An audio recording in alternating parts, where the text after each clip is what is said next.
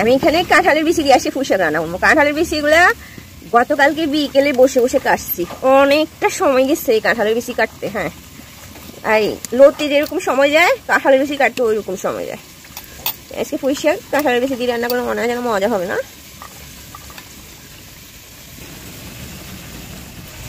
চিংড়ি মাছ নাই আজকে, বৃষ্টি হলে তখন আগুন জ্বলতে চায় না, ধোঁয়া ধোঁয়া। এই যে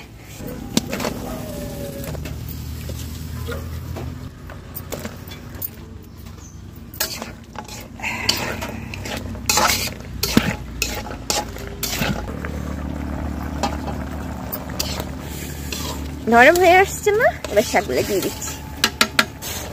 মাছ বাঙা যাবে না, তাহলে কাটা কাটা হয়ে যাবে। হ্যাঁ, এভাবে থাকুক। এই যে শাকের ডাঁটাগুলা আলাদা করে রাখছি না, আগে শাকের ডাঁটাগুলো দিয়ে দিচ্ছি।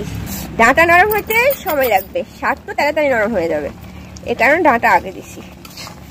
একটু হইলে এরপর দিয়ে দিন। শাকের সাথে শাকের ডাঁটা খাইতে সেই হয় না, সেই লাগে। মানুষে বলে না, মাছের খাওয়া কাঁটা, শাকের খাওয়া ডাঁটা, একটু সময় থাকুক। ধোঁয়া আজকে শুধু ধোঁয়া, বৃষ্টি তো এই কারণে।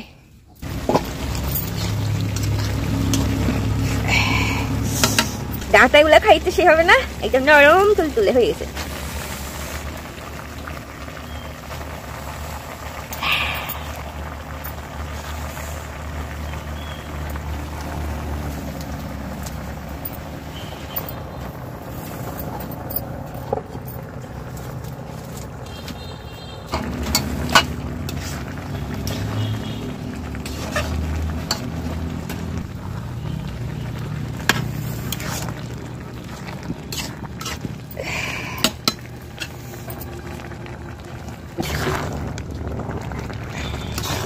পুঁই শাকের ডাঁটা এগুলা একদম হাতের নিচে মানে চাবাই চাবাই খাইতে মজা হবে না?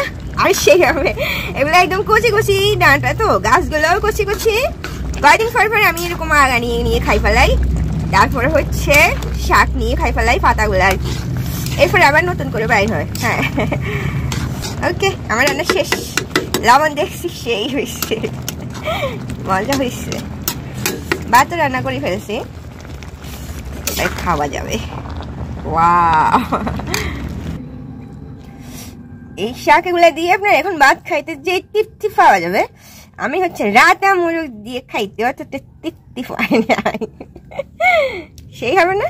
দেখছেন কালারটা কিরকম আসছে, সেই হচ্ছে।